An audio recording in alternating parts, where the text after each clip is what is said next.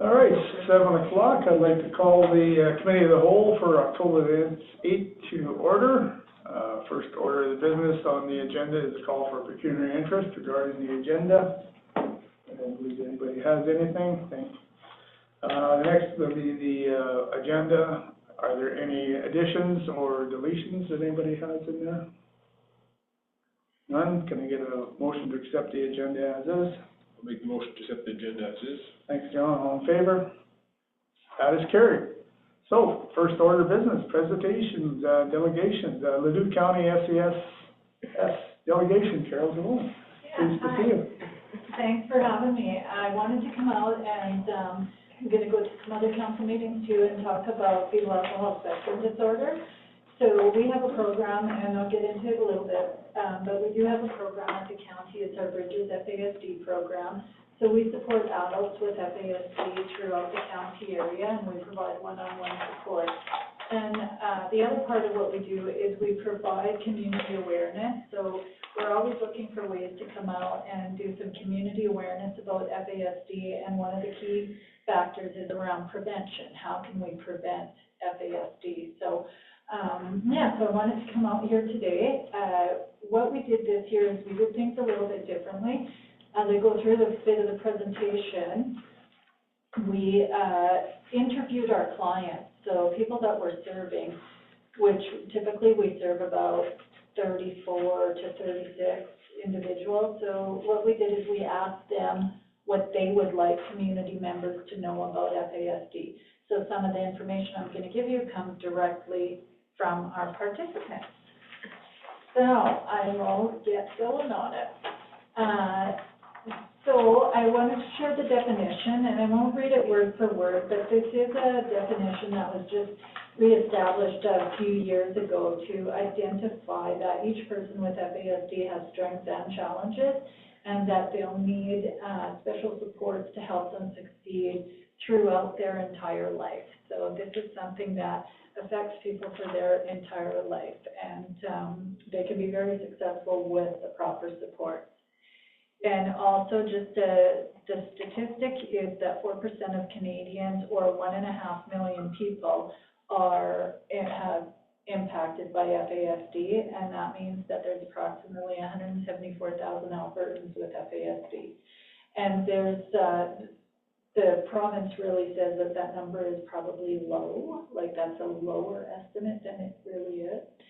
And it's the leading cause of developmental disabilities in Canada, so it affects more people if you put them all together: autism spectrum disorder, cerebral palsy, Down syndrome. So all of those together wouldn't come to the same number as FASD. And 90% of the individuals also have mental health issues. And then just the 1.8 billion, the social impact on the economics in Canada to support people with FASD. And as mentioned, they can have very positive outcomes if they have the proper support. And our program, so like I mentioned, we support about 38 individuals on a yearly basis. That's about 1,200 visits, individual and community. So there's myself, who's the manager. I manage this program and also the Family Resource Network. And then we have 2 FASD support specialists, Sandra and Megan, and they come out and do the one-on-one work with our individuals. We do an intake together, and then we go on from there. So we provide support to the whole Leduc region, including the city of Leduc, Beaumont, and Devon. We have participants in every area of the county, so, and pretty much always have had in every area of the county. One of our beliefs is nothing about them without them, so our participants are included in all aspects of their programming. So they identify goals that they're interested. We work towards things that they would like to accomplish, and we don't go to any meetings about them without them. So that is our philosophy. And we do a lot of work with the Glenrose Adult FASD Clinic.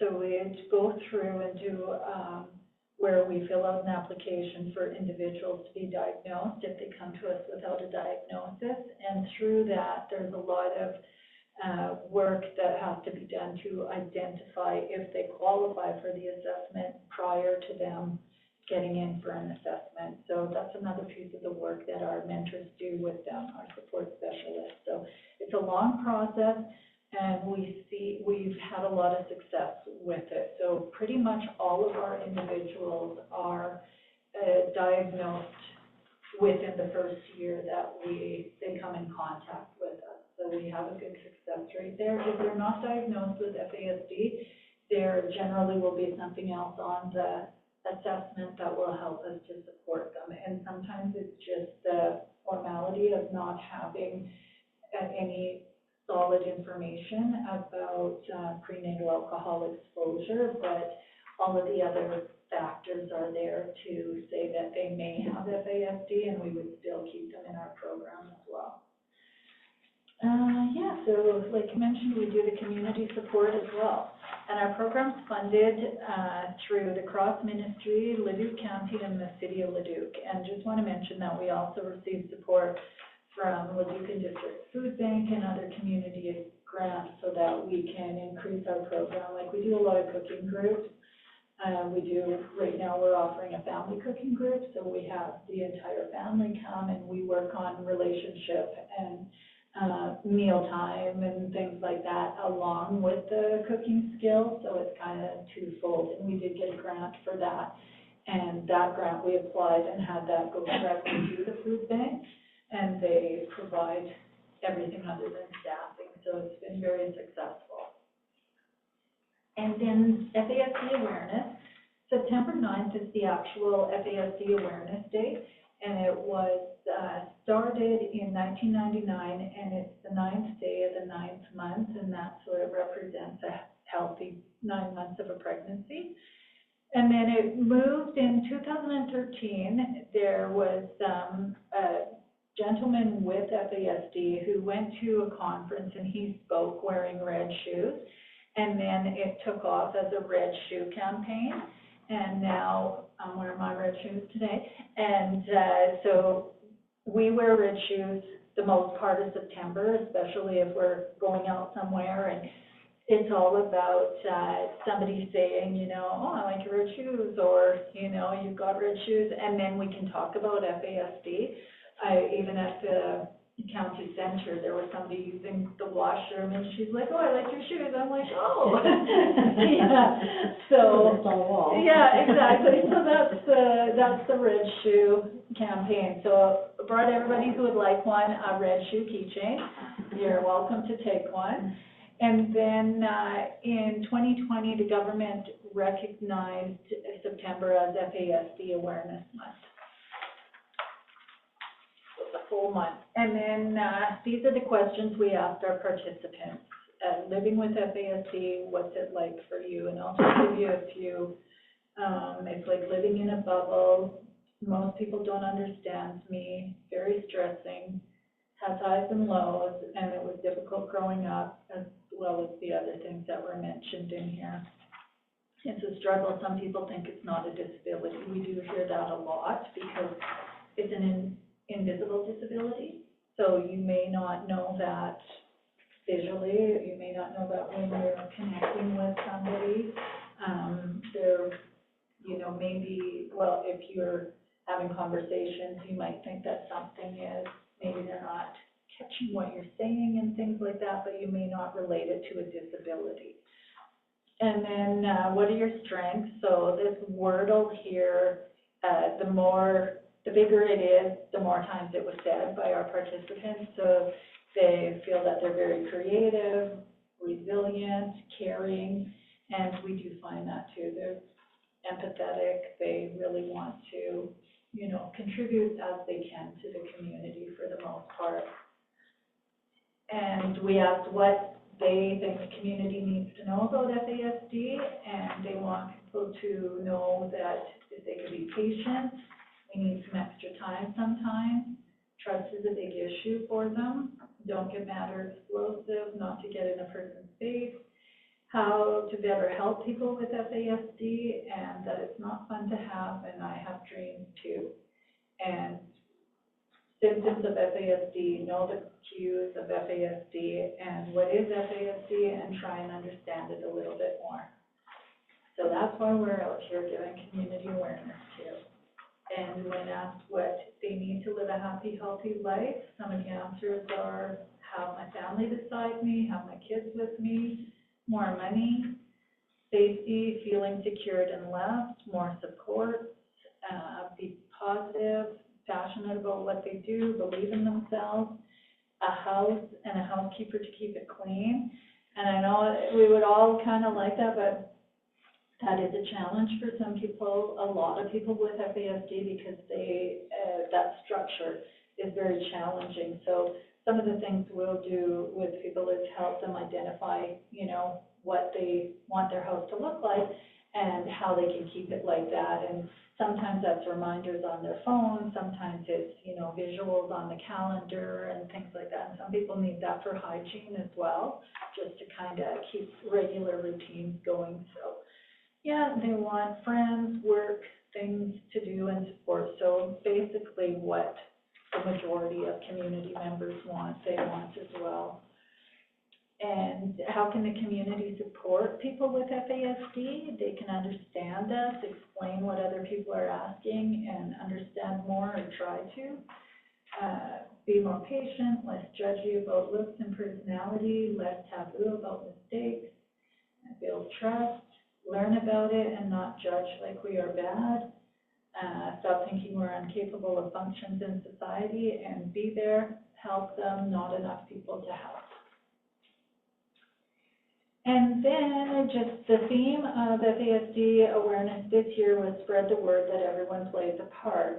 And so just wanted to get some ideas on how everybody can play a part, and that's encourage the people in our lives to take actionable steps to support people with FASD.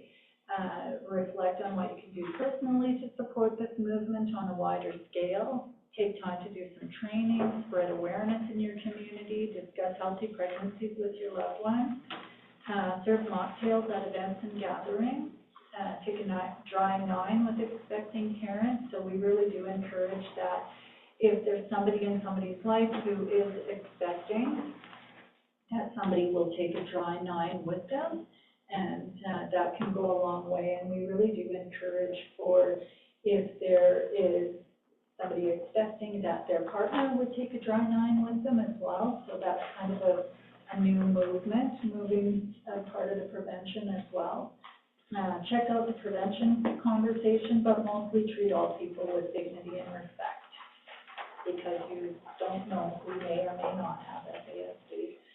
And then the rest is just information around if you know anybody who you'd like to refer, the number's here, and we're always open to referrals. Even though our caseloads are generally, we have a high number on our caseload, we try to not leave anybody waiting. We provide some support in the interim, and kind of find out what they need. And if it may not be an FASD support, we'll try to look at what other supports could be available. And then if you're looking for resources or training, there's 2 websites here. CanFASD has a level 1, level 2, level 3 FASD training, and they're all for free. So anybody can take those, and there's more information on the Edmonton Fetal Alcohol Network as well. And there's a lot of resources, a lot of different things that can help people gain more of an understanding, or different ideas on how communities can bring around awareness and things like that too. So these are really, really good websites here. And then just wanted to identify some of the pictures here that we have, because we have a lot of fun in our program too. And we do a lot of things as groups. So we do the individual work, but we also do groups as well. And this kind of just demonstrates some of that. We do red shoe walks every year. So these are a couple of those. We do a outing to Wizard Lake every year with our participants, and we find that doing that, participants will connect, and then, they'll share babysitting or share a ride or something, but a lot of times that's the first time they'll meet each other if they're new to the program. And if they're not new to the program, it might take them a few years, and then they connect with each other and stuff. So we've had a lot of fun with that. We had a community garden, and those are our sunflowers. The rest of the photos would be mainly weeds, but these were very hardy. And, but even that, we found a lot of success because the participants learned a lot, and then after that, many were interested in gardening, and the food bank gave us these individual garden bins that they could plant at their own home to make it a little bit easier, and so those went really well too. There was one of our cooking groups, and then one of our babies that was born in the program, Healthy Pregnancy, Healthy Baby. So always thrilled to identify that. And then just our contact information. And if you have any questions. Anybody have any questions? Oh, go ahead, Donna. No, go ahead, Counselor. I was just going to say, do you find it's a lot of adults that come through that have never been diagnosed? Did you know that? Yeah, quite a few, or they've maybe been diagnosed by a doctor, like said, or somebody said it on their file, but there's nothing to substantiate that they have an actual diagnosis. It may have been said in a children's service file or something, but not an actual assessment. But we have participants come to us from 18 up to, like, I think 55 maybe was one of our older participants who came to our program. I would have thought that kids would know that and got diagnosed with teens or. Yeah. If you know your Yeah. parents, but if you were like foster or anything like Right. that, right? Anyways. Yeah.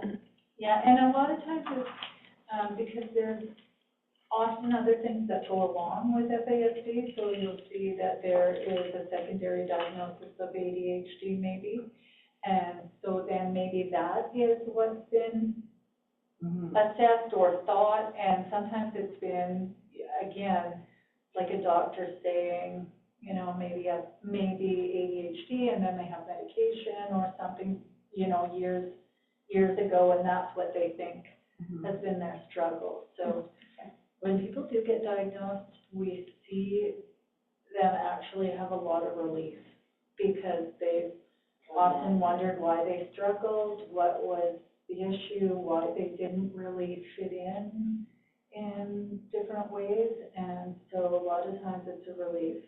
And when there's not enough information to make that diagnosis, but the Glenrose they'll write in the assessment that it's a query for FASD or something like that to indicate that it could likely be, but we don't have, maybe the mother was deceased very young or something like that, so they don't have that information. People will be disheartened that they didn't get a diagnosis as well. So, and the diagnosis can really support financial support and housing support. Yeah, so often there's a secondary diagnosis that can support with those things as well, but, yeah. Thank you, your Assistant Charles. Two questions. Do you find that FASD has increased in scope over the years? Because you think it wouldn't, right? With all the information we have on alcohol and so on and so forth. But have you found that the incidences of FASD have increased? Actually, yeah, that is what the statistics say, is that it has increased, and that's why the public awareness is so important. And even though it is more talked about, there is more public awareness, it's still pretty prevalent. Yeah, that's sad, isn't it? Mm-hmm. But do you think it's actually increased, or people are just getting diagnosed more now? Well, the research indicates increase. Yeah. And being diagnosed more too? Yes. I'm sure. Yeah. My second question for you is Sloan Kettering, Mayo, and Mayo Clinic in the States are doing a lot of work with neuroplasticity brain mapping, right? Yeah. And I was doing a bit of reading on it just in preparation for tonight, and they're finding good results They are, yeah. with support of FASD, sorry. Yeah. So are you finding that we're putting resources here, for example, in Alberta, Yeah. onto neuroplasticity and brain mapping, because that can change everything. Because Exactly. they've got spots in their brains that are Yeah. actually black, right? Yeah, and, I think there's not enough happening, that's probably my own opinion, but, there is definitely some, and, the clinics and places that need to be aware, are very aware of the neuroplasticity, we're very aware, and with the neuroplasticity, it's like rebuilding your brain, so. Mapping it, yeah. Mapping it, and that's why repetition helps. We also we had another grant and we contracted some, Edmonton Violence Prevention Center, somebody from there, because in the violence prevention, they work a lot in the neuroplasticity too. And so we contracted somebody to run a program for us, and it was a trauma recovery, food recovery, and with the food bank, and the trauma recovery piece was all around neuroplasticity and mapping your brain differently when you're responding to trauma, because it's, intergenerational trauma sometimes, it is like childhood trauma, so that is the main kind of modality that they used, and then our participants came downstairs and we did cooking and they went home with food and things like that. They came down crying and left happy and, with food, so. Yeah, it's kind of getting the neurons and nerve centers Yeah. to go around those black spots in Right. the brain that are Yeah, really dead. in all rebuild a honesty, new path. Rebuild the pathway. Yeah. Not taking away council's thunder here, but is there a way that as municipalities, we could put more pressure, emphasis, resolutions toward the Alberta government to really take this seriously, because we know it works. Right. I think that one of the main areas is around the prevention piece. Like we do have the pieces of, we're supporting people who have FASD. We're looking at new research. We're, implementing strategies and programs. But the biggest result will come from prevention. So. No question. Yeah, so that's where we're, come out and ask municipalities to, take on some actionable steps in terms of prevention as well. I agree, I'm all about prevention, but isn't there a dual modal here? Is we have prevention, Right. which we all have to, right? Yeah. That's just a normal way. But when you have that mapping, it stops a huge, I gotta choose my right word here. It helps the healthcare system not have a lot of long-term folks, Right. because they're able to recover in a different way and recover better for themselves. So we got prevention on one side and folks leading into a more healthy life more quickly with that. And I just wonder if they're focusing a lot on prevention, but forgetting all the time and energy and worry of these folks spent just coping instead of moving on, moving forward. Yeah, I do totally agree. When you think of like the programs for addiction, participants who go into programs for addiction who have FASD may not be very successful because that's cognitive behavioral therapy. Yes. So for them, if they don't have the cognition to be able to implement the program, then they're gonna fail. Yeah. They have no choice but to fail, sadly. Right, so there definitely needs to be some things different, and there's really, I think in our province, there's only maybe one treatment facility that focuses primarily on FASD. Where's that one at? In Calgary. In Calgary. Not the- Oh, yeah, okay. Yeah. Well, I know a lot of First Nations building their own recovery centers now. Enoch has got one on the go, Siksika, Blood, and Siksika is the only one with a detox center in it. And so, because that's naturally part hospital, part recovery center. And they're looking at it from the fact that because First Nations have a high percentage of FASD, they can have a high percentage of FASD. So they're looking at some of this research and some of this stuff that's happening. And may see some interesting things coming out of Siksika in the next little while. But when they get their center built, so that's good. Well, if we need anything, maybe to bring awareness to, long-term recovery and support, and, maybe we need to chat, Carol. Yeah, for sure. Awesome. All right, thank you. Anybody else have anything else? No? Well, thank you very much, Carol. I Yeah. appreciate you coming in and, giving us the scoop here, and, For sure, thanks for having me. all right. He's very nice to you. I've been late, so I just heard this exact one, you know, Yeah. not all that long Hey, I ago. switched it up a little bit. Thanks, Carol. Okay, see you. All right, can I get a motion to accept the FASD awareness presentation for information? I'll make that motion. Thank you, all in favor, and that is carried. All right, we'll go into, new business. So we've got our organizational meeting, at the end of the month at our regular meeting, and, administration has put the code of conduct, fees and services, meeting procedures, and the council remuneration. Sue Donna, you want to comment on that? Thank you, Your Worship. First of all, this is my first week putting it on the diligent model, and all our RFPs didn't show up. So obviously I didn't link them, missed that step, something happened. So, anyways, what we've done is these are the bylaws you operate under, and the organizational meeting, of course, is at the end of October. So if you can take a look at these bylaws and see if you want any changes, see if you want anything done, see if you want anything discussed. And as usual, send them to me in an email, and then I'll put together an RFP that I guarantee will be attached next council meeting. And, we can look at those things.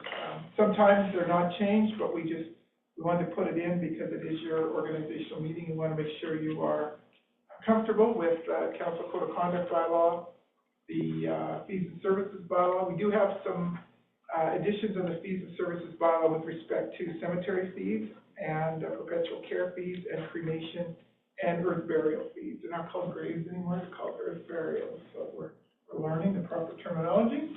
Then our meeting procedures bylaw, I mean, I think it's quite good, but you know what, we've been using it a year, and there may be some tweaks to it that we want to do. And of course, council remuneration is always a hot topic for council, an exciting topic, so, we put that in there. Considering there's an election next year. Corey, did you have a comment on the? Well, I was just gonna say, like, as far as like, I don't know if it's in this current one, it used to be in the old, conduct policy, that we had to review it at the organizational meetings, but I don't know if it's in this file that we have to do, but, I don't know, is there a reason why these relate to, like, I don't know, like, the heading made me infer that there's some reason we have to review these or affirm these or something at the organizational meeting, but I couldn't understand why. Just to review them, that's all. Yeah, like, we're just generally speaking, but it's not really related to the organizational meeting, so, okay, I was just making sure I wasn't misunderstanding No, something. You're not. You may find something that we've missed, of course, we would look at that at the organizational meeting, but they're your bylaws, so we thought we'd put them in, and, there's no resolution, you have to pass them again, because they're passed, unless we amend them. And I think the only one, like I say, the one that, will amend is the, for, cemetery and earth burials, but, no, just review. Yeah, that wouldn't be at the organizational meeting, that's No. just, at a meeting and, Yeah, 100%, yeah. So, Anybody have any questions on that? You need to, accept that for information or not? yes, Your Worship, accept for Motion to information. accept them. Oh, thanks, John. That's information. All in favor? That is carried. All right, we'll get into the, council reports. 7.1, I guess, for the council, we'll start with mine.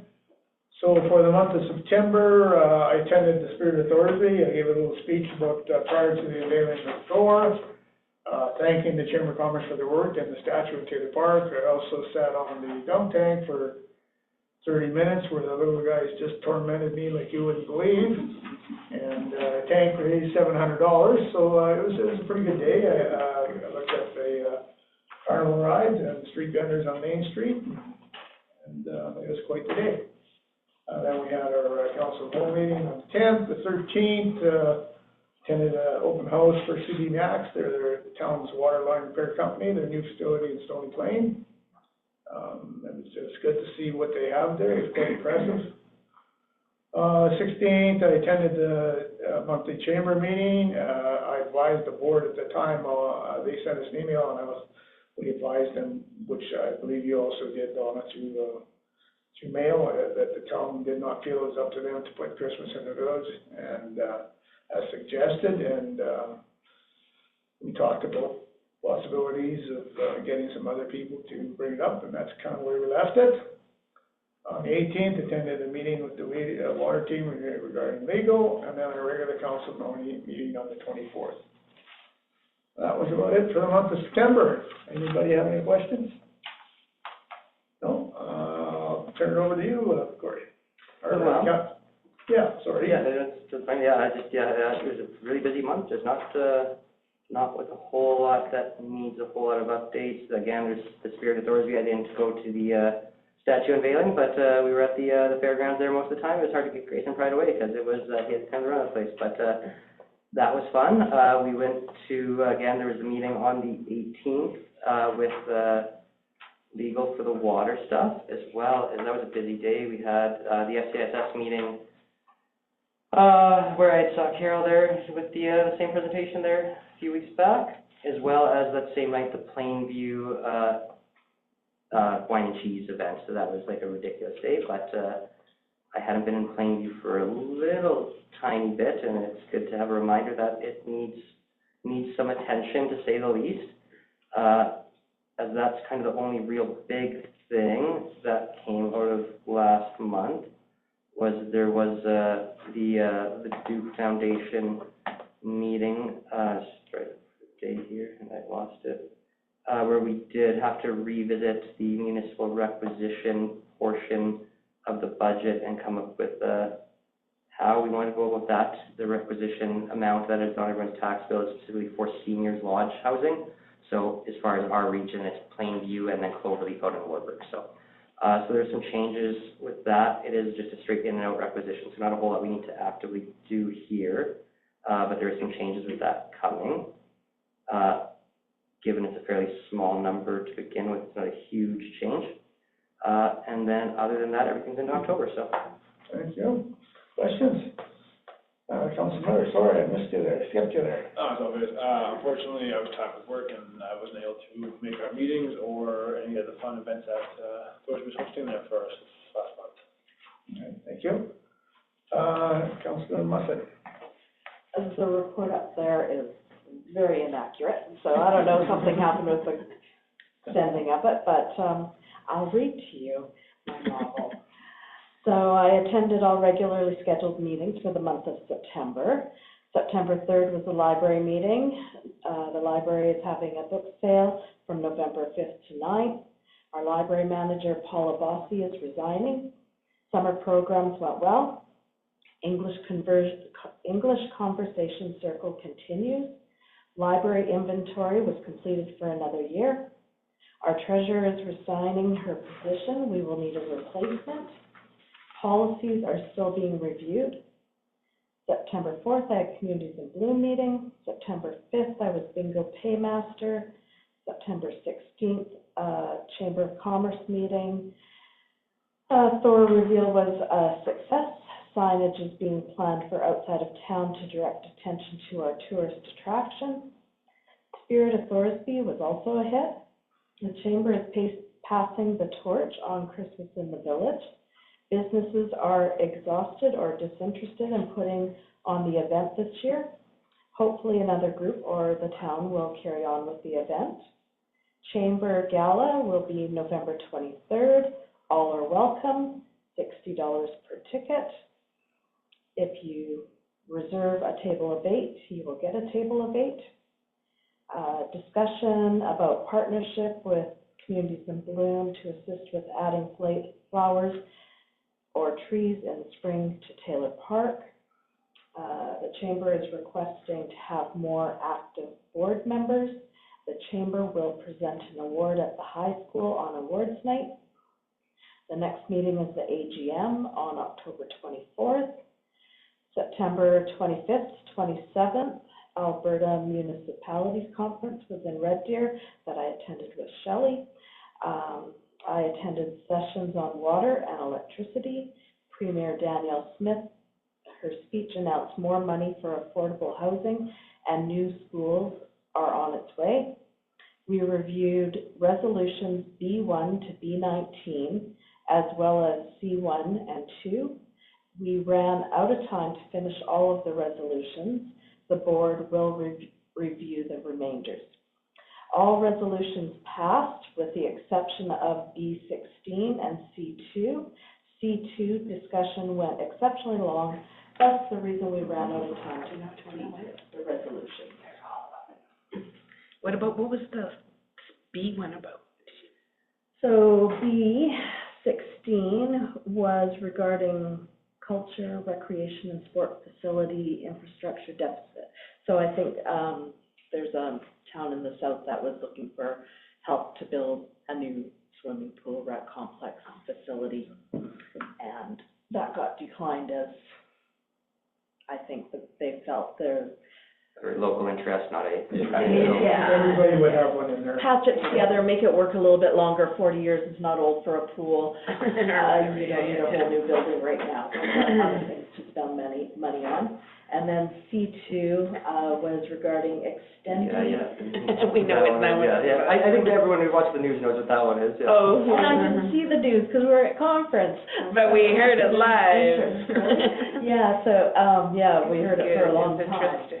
So C2 was extending. Well, it was interesting though, because you had people, like Sohi got up there. Okay, but It was interesting. has nobody in the room read that, like, we have a constitution? Yeah, I know, There's yeah. actually like some very specific things that are not in the jurisdiction of AUMA, or it's like Yeah, of our yeah, municipality, yeah. or anyone that was attending, so. Yeah. I'll just tell everybody what you guys are talking about.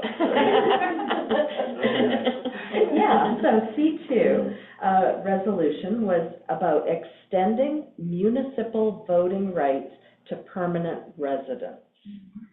So they're looking for the ability to vote as just permanent residents, not as Canadian citizens. Should they be allowed or shouldn't they be allowed? So it kept going back and forth all over. And whether they should or shouldn't is not within our Yeah, jurisdiction. Why would that, So once upon a time ago, women weren't allowed to vote. Somewhere along the way, they decided, hey, yeah, women should be allowed to vote, Canadians. and it changed. A long time ago, Indigenous were not allowed to vote. Somewhere along the way, it changed. But a long time ago, a British citizen could vote in any Canadian election, whether they'd ever stepped foot on the continent, and we decided that was crazy. So we're kind of going back that way. So it went both ways, and people were prepared with their thoughts and answers, and they showed up with their Canadian passports in their pocket and produced it and said, I had to earn this by taking my citizenship test, or I was born Canadian, or whatever their reason was. And there was permanent residents that were there that said, I disagree, we shouldn't have voting. And there was permanent residents that said we should have. So it went all over the place, and that's why. That's why we never got to finish. It's funny, because very seldom does something actually fail at the convention. So it's always interesting to When it see does. what comes up that does fail, because there's usually only one or two. So that debate went on for probably half an hour or more, and so then we didn't get to finish the rest of the resolutions. And that's where they said the board will take care of discussing the last 6 or 7 that weren't covered. Worship, can I ask you a question about that? Sure. Are Councillor Shelley and Councillor Tracy, are you comfortable with the fact that the board couldn't do the right timing and are going to decide on these resolutions? Are you comfortable with that as councillor? I'm not, I think that's insane. No, yeah. I'm not comfortable Like, with that. I don't know, I wasn't there, but I'm assuming it was that the board would review and maybe like make a Come back. recommendation, I'm assuming that it would still need to be at a further like a further convention or something. They can't just, as an executive board, make Yeah, determinations. there was no block of time to say, we're gonna finish that off tomorrow morning between this time and that. No, but like, and I understand they ran out of time because of Come something back else to us happened, but after the I'm fact. assuming they mean like the board would review and come with maybe, an alternative when and where, but like surely the membership, the delegates still get some sort of participation in it, no? I guess if you had strong thoughts and you'd already reviewed everything and you wanted to forward your thoughts to your board reps, you could. No, I don't, that's not the point, it's not about like, I want a certain resolution to go a certain way, it's that, well then, if the executive of Alberta municipalities is just arbitrarily gonna make decisions on, then why are we even having resolutions? Why are we pretending like this is representing the interests of the membership if it's just a very select group of the executive Yeah. determining what I feel like the Well, I outcome thought should they be? had an extreme amount of resolutions to go over, and I was amazed how fast they did click through the first few, and then these few that just tripped them up. We should have been able to finish on time had we not got stuck on that one. I understand that, but they can't just arbitrarily decide that they're gonna just like Maybe they'll push them to next act like year, idiot. but I highly No, doubt it. but I think, have a decree from on high that this Yeah. is how the policy of AUMA is gonna be set moving forward on those remaining resolutions. Like they still need a vote from the delegates. It might be worth asking the president of the AUMA, have you tabled those resolutions? Yeah. So just for the information for, back there, Kevin there, so what happens, the Alberta urban municipality, I'm assuming Saskatchewan has the similar thing. So you know all about what we're talking about here. So we don't send the whole council, we send one or two representatives like we do, it's a cost saving. A lot of municipalities send everybody, and it's a great expense, but, you know, And the confusion is that it used to be AUMA, and then they changed it to just, instead of Alberta Urbanized Municipalities Association, it's just Alberta Municipalities, so Right, correct. when I say AUMA, I'm misspeaking, and I just usually, it's just habit. Yeah, go ahead. I just wanted to make a comment, like, I kind of agree with what Donna's saying, like, I get it, you got held up, But they can't just, so now you're letting somebody else take over the ball wax, where you're representing, or. There's 1,000 people there. Sure, but we should be upset about the fact that this is the way this is Yeah. occurred. That's what I'm hearing. Yeah, we need to actively talk to, Mayor Ganem and say what's going on, and like, this is not okay, like, you can't just decide to Yeah. decree what, you know, the position of the organization is gonna be. Yeah, because there was still, I mean, I think Like you say, everybody. like, they don't wanna wait all the way to next year convention, so I guess they're gonna have to come up with some mechanism. I don't know if there's anything in their bylaws, there's nothing I recall of how to address that. So, I mean, I get them saying we have to go take a look at when and where and how, but if they're actually gonna just decide, that seems like a very different set of things. I agree. So, I don't know. we can Yeah, write go an ahead. email. Go ahead, Don. If council wishes, at the end of the council reports, they can direct administration to write a draft letter for council's consideration to find out what's happening with these, suggest a couple of suggestions and register their concern, I'll say it that way, about, having these just arbitrarily run through by the board. It'd be nice to first, I mean, we can just, a I quick know. phone call, find out what the wording, because obviously they had a resolution or something deferring the remaining ones. What was the wording, I guess? Like, I assumed, what you're implying, inferred, or like, what you implying the wording was very different than what I inferred the wording was. So like, I obviously wasn't there, but like, we should find out what that actually was stated as. What was the motion that passed the remaining resolutions down? Okay, when we're done after, Councilor Ross, I'll ask for that resolution. And, maybe, your worship, just direct administration to contact the president, find out how, what the reason was, like. You know, it's typical too, I mean, you know, we all know here, at least, I know I'm of the opinion that, you know, it's for the big cities, and we get lost in it, they get everything. And, you know. Tyler's just down the road, he's down your neighbor, he's, What's that about? he's not a big I city. know, there's a good chance for us to do that, so you're right, so, okay, Councilor Rash, any other questions? Yeah, that is my report, the end. That's just my report. Shelley, go ahead. As Tracy was reading her report, I realized that I wrote down this month library board stuff because it was on the 3rd. So September 3rd was library board meeting. They had no idea that you guys were putting AC into the library. Nothing has been confirmed. Okay. I did talk to Paul, Oh, with Paula? Okay, because she's not there anymore, I guess, so, okay. but nothing is finalized, right, so I don't want to. Say anything? Okay. All right, so, they're looking for grants to apply, of course, looking for maybe a partner to apply, another nonprofit partner. They're still having their board game cafes for teenagers on PD days. And then, of course, there's been lots of programming for adults. Medicine teaching, diamond art. evening with John Houghton, hoping to host a parent-child paint night. And then, of course, now the book sale is November 7th and 8th, right, Trace?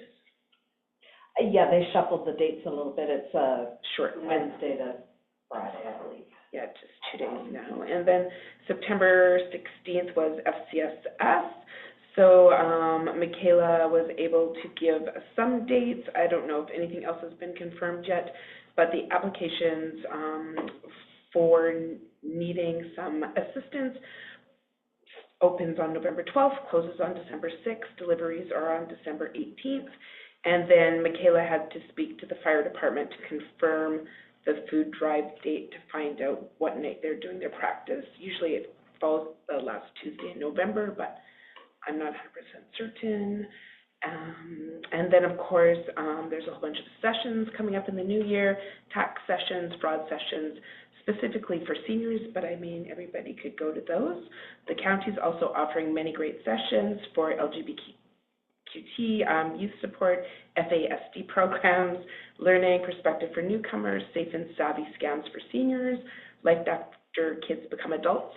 So if any of those interest you, the county website is a great place to access and see all that information. I think I mentioned this after the last FCSS meeting, that we're putting mom and tots on hold for now because there doesn't seem to be a want or need for that. So we're just keeping our ears open to see if there is anything out in the community that people want in regards to this type of programming. Michaela's working on welcome bags. She's going to be having an open house here tomorrow from 1:30 till 3 for newcomers or anything like that, and she'll have the bags there with information about the town and businesses and all that kind of fun stuff. One of our student members is working on a town map with all the businesses and such, but then Carol said that maybe Shauna had already had that, so I think people are going to talk to each other and see what the scoop was on that front. And then Michaela's also looking for February as a huge month community kindness event. So that's kind of cool. So because, of course, February has Pink Shirt Day that falls in there. So she's looking at doing something with the businesses and the community on that front.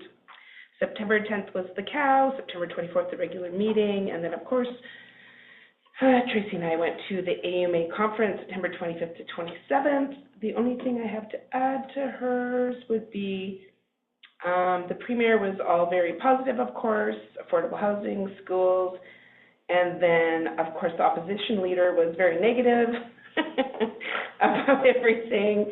And the one thing that nobody brought up, which just drove me wild, they didn't mention health care at all, which is just the most bizarre. Okay. That's like top 3, right? Housing, schooling, and healthcare.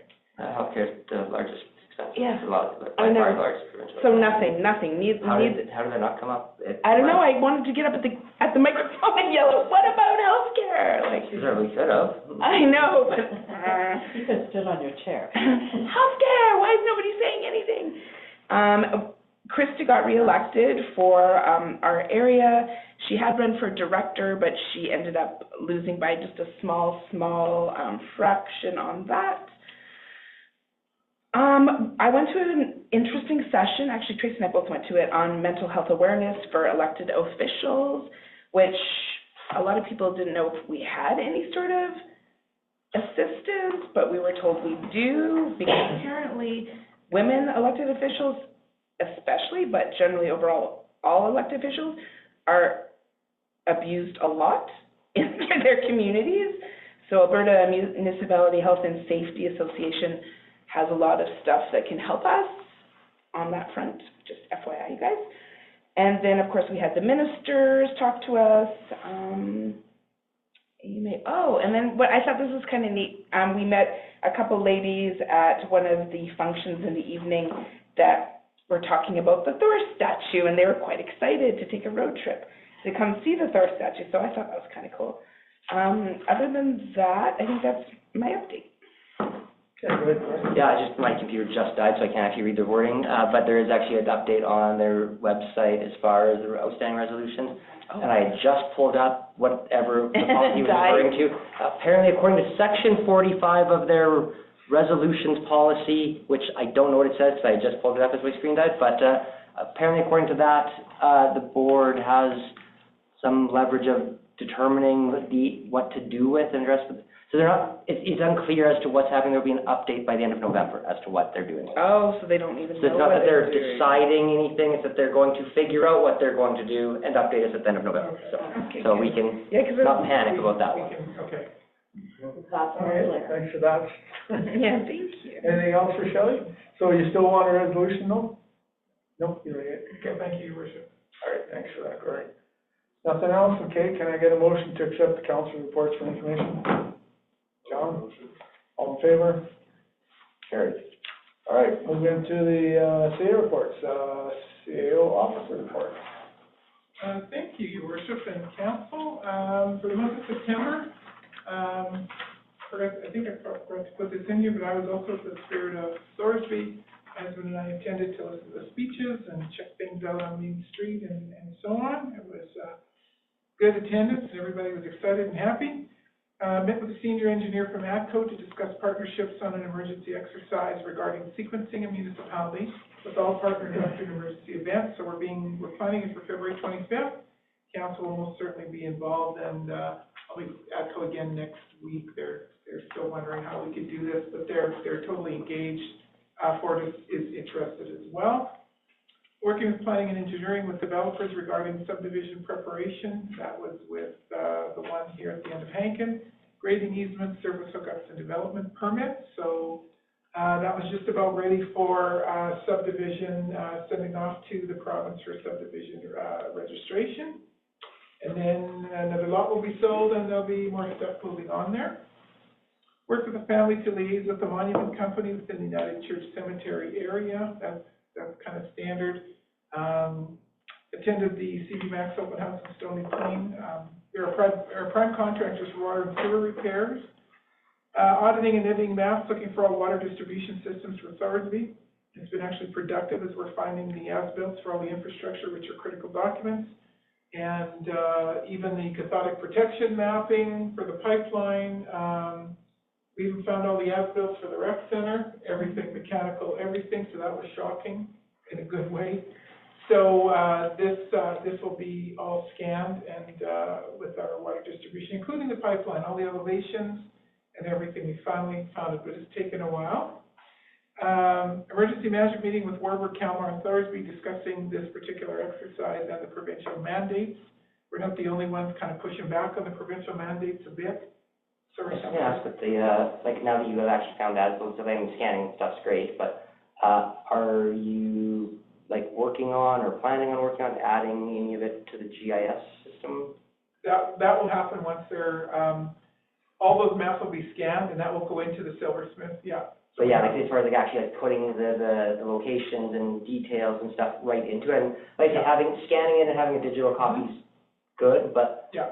nobody's gonna think to go look for it when it's 2 a.m. water main break, right? So That's right. No, in fact, the guys are spending a couple, 3 hours a week now, working with it. yes, I saw them out the other day, which Yeah. made me think too after that. But yeah, as long as somebody actually takes the scanned or paper version, Yeah. enters it in, so it's one thing, I guess. Yeah.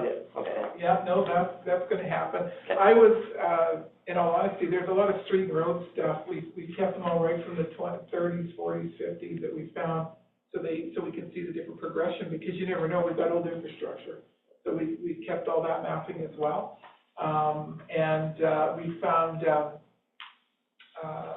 it's interesting with the maps, because there's a lot of, if you not read them carefully, there's a lot of proposals, but they're not really, it never got done. So engineering sends out these big giant drawings, and if you're not reading what they want to do, you think that's the map, and it's not. So they're all in the big pile on the wagon in Jesse's office to be shredded. So that's good. So it's been very good. The bulk water station construction drawings are all signed off, and I should have a touchdown point so that we can start to prepare the site. I put a post on the Facebook page on the Thorsby Facebook page, Welcome to Thorsby, just to update folks. People seem to like it. Yeah, it was There was already, mixed comments? It was interesting reading the Oh, last comments. I looked at it, it was all just kind of nice ones. I Yeah. didn't saw anything too negative there when I Yeah, looked at it it. was good, actually.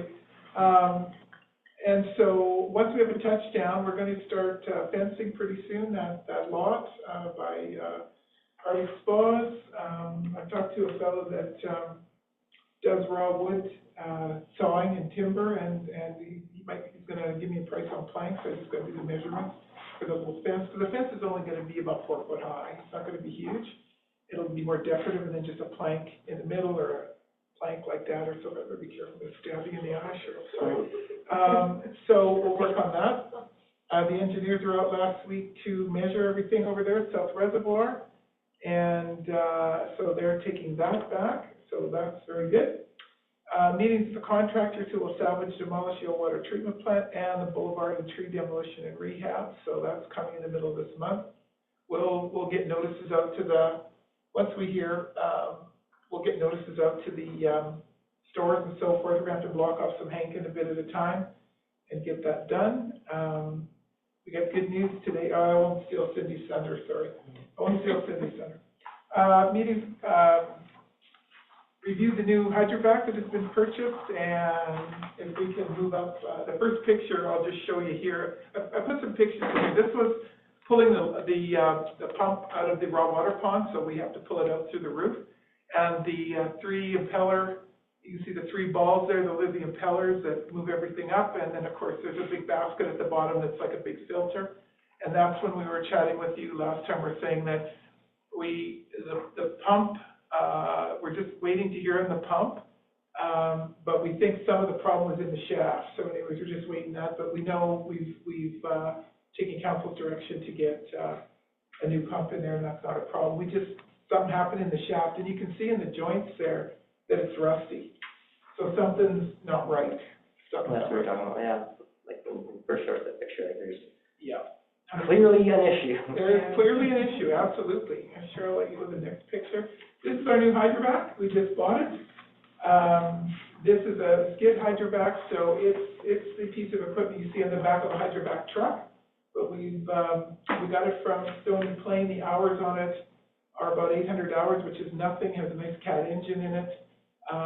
There was kind of a look at the side, it has the arm and pretty good suction, and we'll be able to do all our CC valves and do quite a bit. And then there's the back of it, and it's easy to skid up onto our red truck, and away we go. So Yeah, you're just like lifting with the loader, or? Yep, winch it up, yep, and lift it. The maintenance workers are impeccable, they're all there, everything is, there, and that's what the council has given us, I think, $21,000. That unit's worth $80,000, and it has no hours on it. 800 hours on a machine like that is nothing. So it's pretty much new. That's our new, purchase, and did I put anything else in, Cheryl? No? Okay. Just to give you a bit of an update this week, yesterday I was down at the intake. The divers were there so that we could put a cap over the intake in the middle of the river and shut the water off from the river so we could fix the valve inside the wet box in a controlled dive situation to shut that valve off for the water inside to be able to get all the dirt, silt, and sand out. So our diver, King Marine, come up with a really cool box, and next council meeting I'll show you. I just got the pictures this afternoon, couldn't get them up, but he invented a box to go over our intake. But the river's pretty shallow. He was standing on top of the intake box in the middle of the river and only came up to his sides, the water. Really? So, yeah, it's a great time to do it. Yeah. And it's easier to move the buoys, and it's easier to do all that stuff. We typically do all that in the fall anyway, because it's too hard in the spring, it's too high. So, they had a big jet boat and a crew, so they accomplished that. It was successful, so that was really exciting. So now it's valve time, so we'll get that valve fixed inside that wet well, and then we're able to take all that dirt out. And then our new intake pump is on its way. We have confirmation it's on its way. So we can't, we don't want to put a brand new pump with 15 impeller stations, those bulbs, 15 impeller stations on it into a dirty wet well. It's crazy, right? Unfortunate, I did put this on Facebook that, the other pump's been broke down for just about 8 years, not running, just about 8 years, so we've had one river pump. So the new pump will go in? No, it was, the one was leaking oil, but Yeah. working up until, not recently, but a few years ago. Yeah.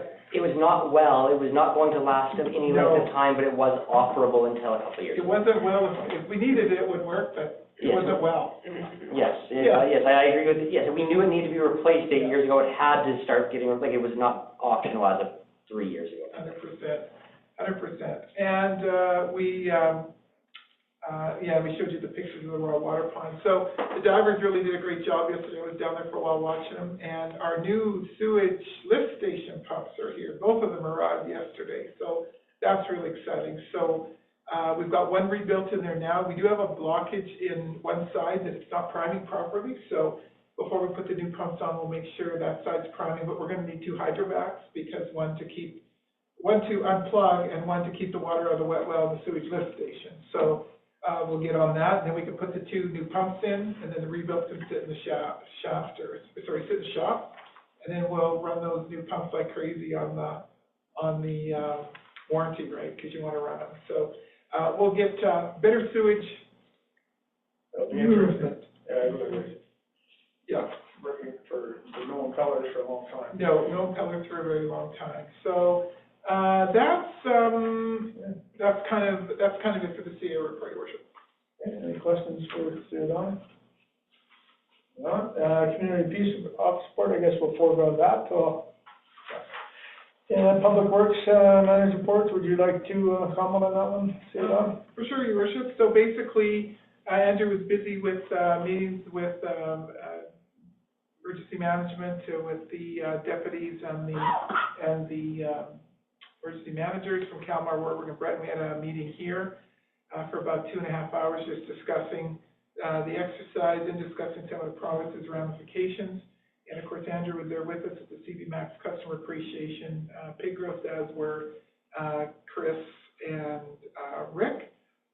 The dive crew, of course, had overcome the current of the North Saskatchewan River to install the intake blinds. That's what they're called, they're blinds. That's what they got put on yesterday. Hydrovac unit, as you could saw, was picked up. Water meetings. We started the hydrant flushing, you probably noticed. And of course, Dave's been busy monitoring the plant while they're doing that. We're still doing water meters and endpoints. And Cheryl hasn't had to take advantage of that council mental health money yet. So we're good there. Meeting with contractors to plan the demolition of the old water treatment and salvage. And so that's good. And of course, Andrew's at the council meeting for September. Thank you. I assume they're not doing the demo till like spring at this point, or are they trying to do it over winter? No, we're gonna do it this fall. It won't take long. We're gonna get it done before snow. Well, I don't know if you looked at a calendar, but. Well, we'll do it in a little bit of snow that's coming. Okay. And when's it supposed to snow? Well, like any day now, I mean, it's October in Alberta. Beautiful. Councilor Corey, that thing's been up so long, and we've wanted it down for so long, we'll work through the pain. Okay, I just assumed at this point I was gonna just wait till spring. No. And do it, like that old cistern in there is full, like they're not gonna try to pull that out when it's a giant log of ice, like. No, So I don't know, I just assumed at this point they'd have to wait if it, okay. no, we're gonna go as far as we can. Okay, You bet. I'm fine with that, I'm surprised to hear that's the case as well. Yep. And the boulevard, I think that'll start happening in end of October as well, with the trees and taking all that loam out of there. And then when it freezes, then all that dirt can stay in and freeze. They'll hydroseed it to grass in the spring, plant the new trees in the spring. So I'll put out a communication on that. I know, I understand, people may not be happy that we're pulling those trees out of there, but a lot of them are entwined and heading toward our big sewer mains. We don't want to be fixing those, and some are diseased and not well at all, so they'll all come out. Yeah, they weren't really appropriate for the location where they were No. planted. Too Most big. people won't be happy are the crows and the squirrels. That's true, but we'll reevaluate them to Jasper. We'll relocate them, and then we'll bring them back next spring. All right, thank you for that. Any other questions? Okay, Parks and Recreation Manager for Kelly Propert, please. Hello, good evening. So for September, for active memberships, we're at 106, with 11 of those being Arctic Spas. Pretty steady numbers. For programs, we supported the Spirit of Thorsby on September 7th. So Sam was running some programs and games off to the side. I volunteered as a bartender. Sam ran a babysitting course on September 28th and 29th. That was full.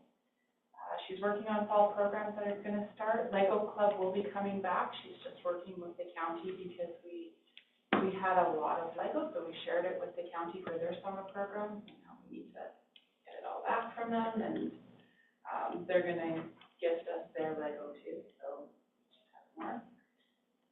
September 23rd, we did like all rec staff meeting just to go over, we have new staff and it's going to be a busy season this year, so just wanted to start it off on the right foot and go through a lot of things, so that was a really good, everybody was able to make it, so that was good. Ice Plant started up on September 3rd. On the whole, it's been a very smooth startup. This was a very nice startup. Yeah, we've had little hiccups and, little things, but nothing major. Right now, we're having some issues with our dehumidifier, needs to be thermostat, so that part has been ordered, it's on its way, it's working now. The guys just have to manually do it. But so far, it's just been a good startup. Minor hockey began on the 16th of September. We're adding teams. I'm getting non-stop requests for everybody wants weekday ice, and regular ice. So tightening things up, changing the commitments that I'm selling the ice. So I've added probably 3 or 4 Leduc teams, that individual teams that their parents are pooling their money and paying for the extra practice. So it's outside of minor hockey. So what I've implemented with those groups, and same with the Riggers Hockey Academy, they've booked a lot of regular ice. I've implemented a no cancellation clause, so I'll see how that goes, and nobody is batting an eye at it. So, so you book the days, and unless there's a blizzard, you're paying for your ice, whether or not you show up. So typically, with minor hockey, like a weekday ice slot, I'll allow like a 1-week cancellation notice, and weekends is a 2-week cancellation notice. But that's like with our major groups that are regular ones, but these other teams were just saying none, and they're fine. So we'll go with that. We had the first one today, no show, and I was like, hey, and he was like, yeah, that's fine, no problem. And they got nothing but money. $175 an hour they're paying for this ice. Yeah, it's crazy. But as long as we're getting reimbursed, that's fine with me. September 10th, we had our fire inspection done in the concession, all was good there. September 17th, I did an online training with Silversmith Data, so they're going to be working with me and helping me set up the recreation complex in the asset management software. This is, I think, the first rec complex to be set up in this program, so typically it's water treatment plants. So because we paid for 2 water treatment plants, like that's included, they're going to help us convert the second plant into the recreation complex. And we can get as detailed as we want in that, and that's the goal. So John and Carson are going to help me with this project. Just, like identifying the equipment and makes, models, service, recommended service and stuff. And then once we set all the equipment, like Carson is going to do the weight room, for example. We'll do every single piece of equipment in the weight room. And John will focus on the ice plant. And then I can go back and attach all of our service records and our invoices from StarTech, let's say, to all the components on the ice plant, and then set in when things need to be serviced, right? Because there's a lot of mechanical in there that needs regular service, like our boilers and different things, and it's a lot to manage. So I'm excited for this project. It'll be a lot of work, probably be, take us all winter long to kind of work through it and do the building and stuff, but It'll make your life so much easier. it'll make it so much easier. Yeah, and you get hit by a bus, the next person walks in, it's there. You say you win the lotto. Right, well, that would be nice. I mean, Thorsby doesn't. Yeah, it does happen around here. When the first time someone said I quit because I won the lotto. Yeah, exactly, right? But at least it's just documenting everything for the future and going forward. We did have some issues with our boilers, our lobby boilers at startup. They didn't fire up like they should, so we're actually having to replace the Techmar controller and fix a few components within the boilers. Parts are ordered, we're just waiting on that. We're running and operational right now, but September 24th, we had an ammonia inspection with ABSA. So that's something new that they're doing. Like we always do our boiler certifications and whatnot, and that we're compliant there. But now they're, with the problems that they've had with ammonia leaks in ice plants and the deaths that have come with that, so they're more actively involved with that. Our ice plant was fully compliant. There was no issues with how things are being operated. They just have more suggestions for documentation and like emergency handling. Like if there was an ammonia leak and my front counter staff is the only person that's there, does she know what to do or he will know what to do? So like that kind of stuff. So they've given us some resources and we're working with them on that. But overall, they were quite happy with that.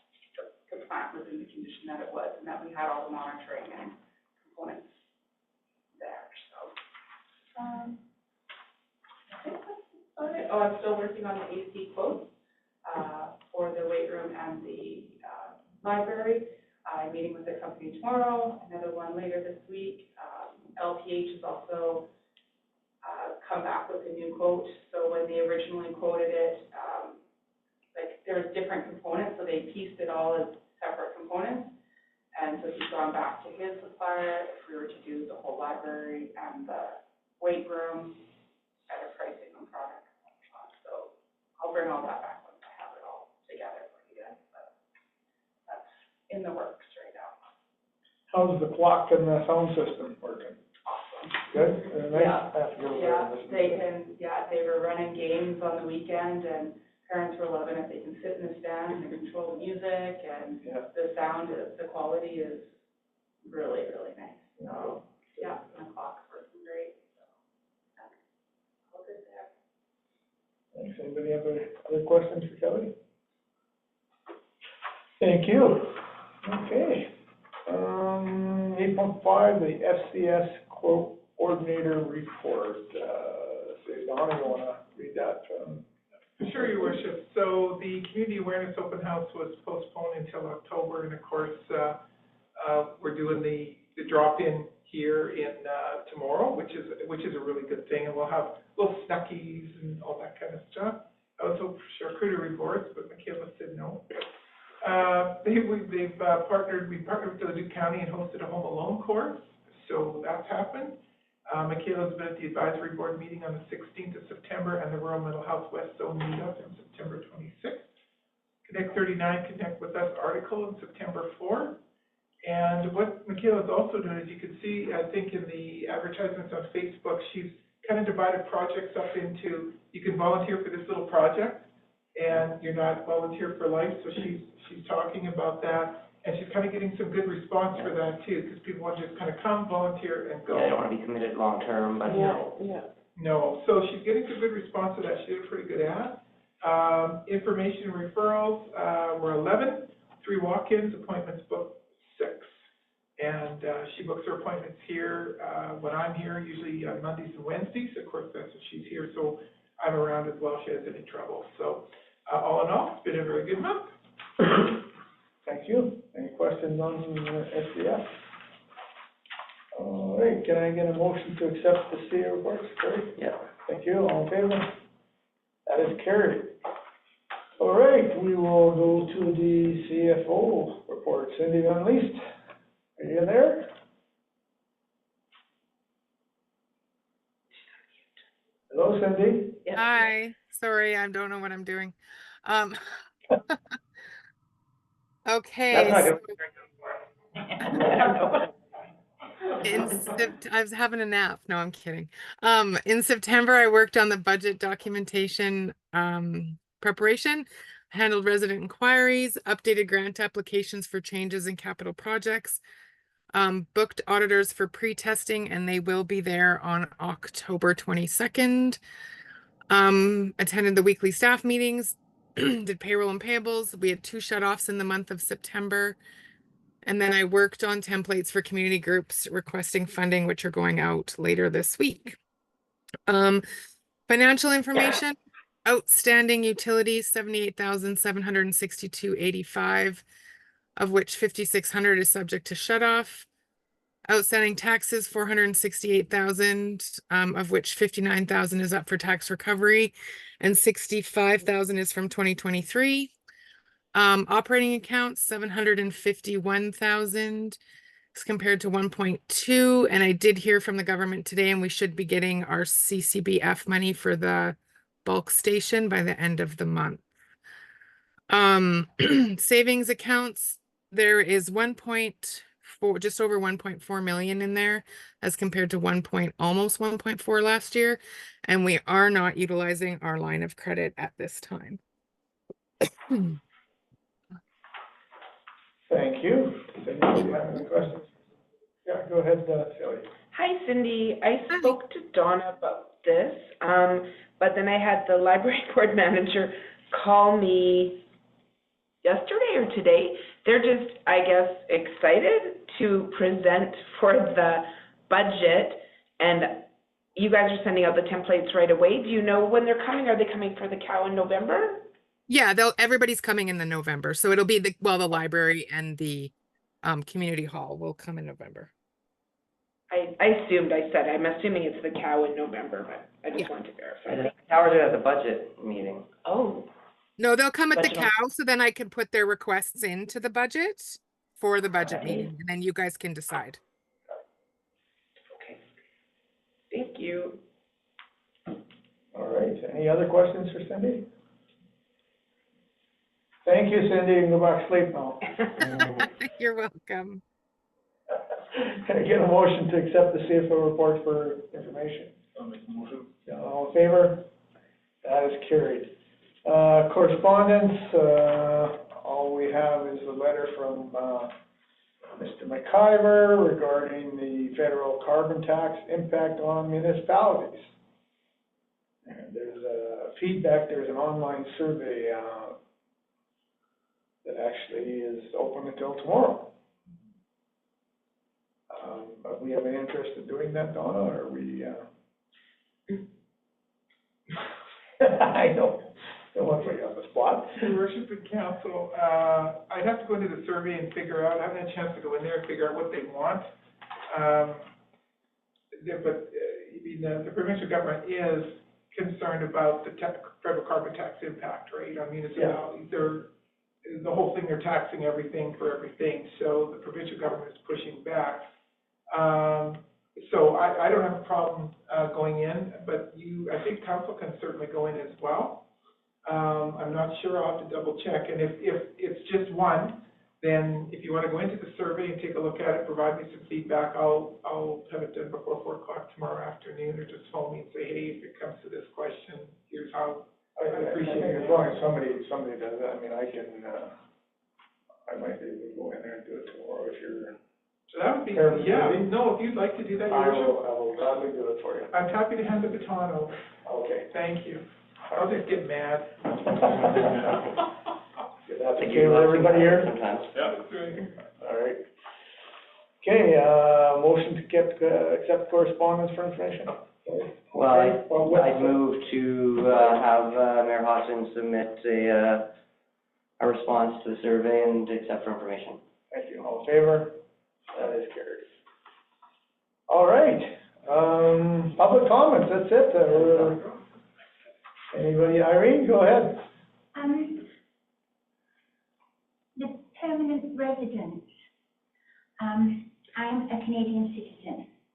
I've been in Canada since '74. I have 3 sons. They are permanent residents. We discuss this from time to time. Their thoughts are, if they are a permanent resident, they are paying tax, federal tax to this country, so therefore they should have a right to vote. And that's why I became a Canadian citizen, because I couldn't vote. But that is the problem, though, is you became a Canadian citizen, not an Alberta citizen or a Thorsby citizen. This is a federal government jurisdiction. There's a wonderful debate we can have at some other time. It has nothing to do with what we're doing here, which is why it shouldn't have been a resolution at AUA either. Okay. I feel your pain, yes.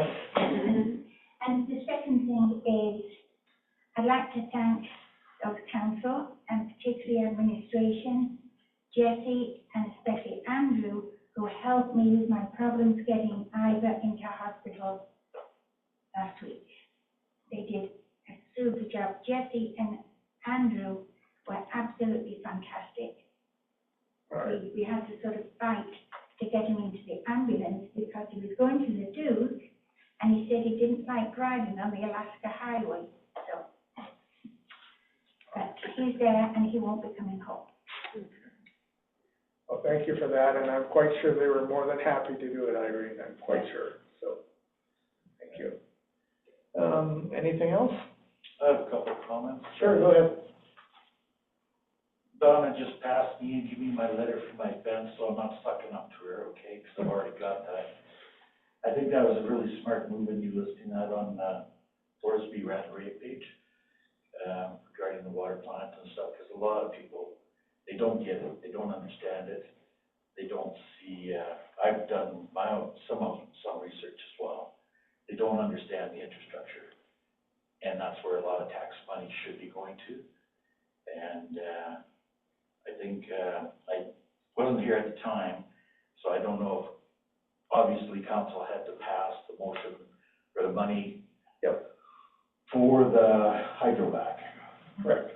And I believe, Donnie, you said it was like $21,000? That's correct. That is a smoking deal. Yeah. Oh, And what I'm saying, a good kudos to is, you're gonna need at least 2 hydrovacs when you go to do service on the thing. So basically, it costs more than $21,000 just with one sitting there. So that was a big bonus. That was a really smart move, and I think it was really thought out. So I think you guys are Yep, thanks for that. on your ballpark, whereas a lot of communities. Yeah, I looked at that unit, and I mean, I think if you were to turn around and, try and resell it, you'd probably get $80,000 or $100,000 for it. No, but it's, you know, we have good neighbors and they're just trying to be, That's right. be neighborly and do us a solid, so. No. I'm thinking more of the rental, like, you rent one or you have another contractor. Yeah, we were always paying a contractor for it, so it was really expensive. Yeah, so it's a big bonus just with the one that's already on the case. Yeah. I agree. Is there any plans to actually put that on its own trailer, so it's more portable rather than for emergency use? Worship, not in the meantime, eventually, yes. Okay. We don't have the shop space to get it in right now, and we can't store it at the cold storage, so we have to think about it, but for now, it's really easy to bring it up, and bring it up in one of our trucks in a way, so it's really easy to load. So eventually we'll put it on the chassis, yeah, for sure. Maybe in 20 years. Yeah, a couple of years. All right, thanks for that. Anything else? No? All right, we don't have any on camera, so, meeting adjourned. I'll make that motion. Give it to John. All in favor? Carried. Thank you. No. Okay.